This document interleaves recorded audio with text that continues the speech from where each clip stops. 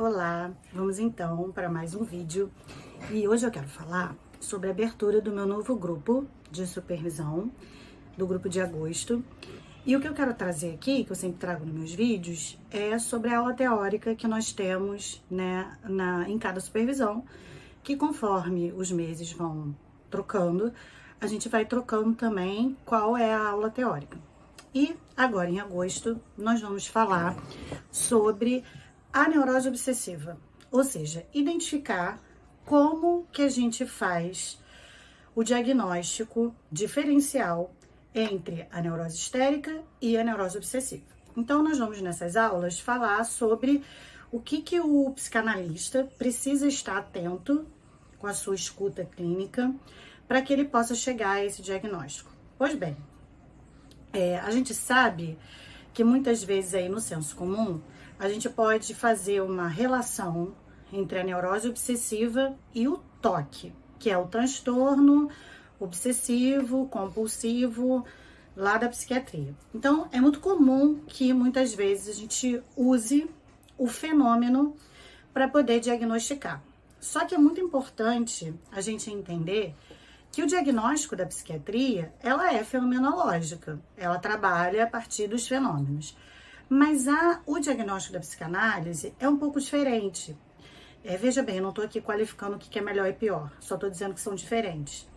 Então, o diagnóstico da psicanálise, ele é apoiado na estrutura clínica do sujeito. E a estrutura clínica do sujeito é determinada pela forma como ele atravessou e interpretou o complexo de Édipo, ou seja, sua relação com o grande outro. Então, a principal forma de um psicanalista diagnosticar a diferença entre a neurose obsessiva e a histérica é como que o paciente se relaciona com os seus grandes outros. E lembrando que o analista, para o paciente, está no lugar de grande outro. Não que a gente vá responder do lugar de grande outro, mas a gente está no lugar de grande outro. Ou seja, inclusive, a forma como o seu paciente está com você na relação, né, nessa transferência que ele estabelece com você, também vai dizer como ele se relaciona com os grandes outros. Pois bem, na neurose obsessiva, a gente observa, né, que o sujeito, na sua relação com o grande outro, ele tem uma relação com a demanda. Então, o neurótico obsessivo, ele vai, né, entender que ele precisa atender a demanda do outro, né? Então, ele tá numa lógica de atendimento à demanda, enquanto que a histérica, ela tá numa lógica diferente, ela tá numa lógica de demandar do grande outro. Então, olha como é interessante a gente observar, a gente escutar, né, perceber como que o nosso paciente está nessa relação com o grande outro. Então, se você escuta e observa que o seu paciente nessa relação, ele tem maiores tendências a atender demandas, a gente está muito provavelmente na clínica da neurose obsessiva.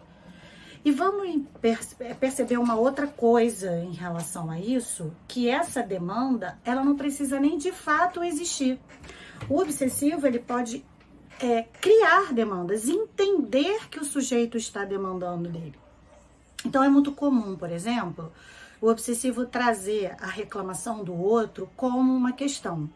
Por quê? Porque quando o outro tá lá reclamando, se queixando, dizendo que, sei lá, não tá legal, alguma coisa não tá legal, ele não escuta isso como uma queixa do outro, né? Uma reclamação do outro. Ele escuta como o outro está demandando de mim.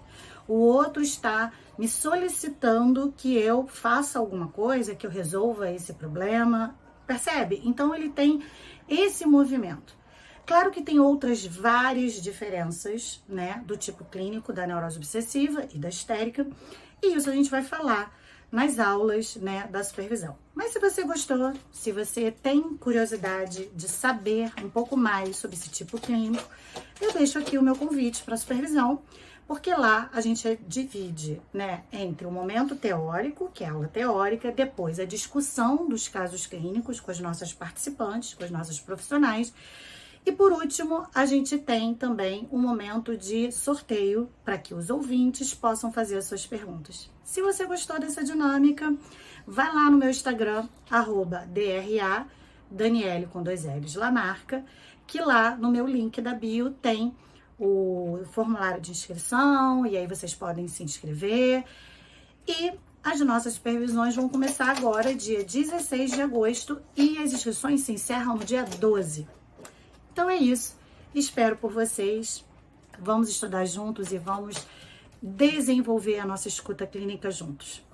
Até o próximo vídeo.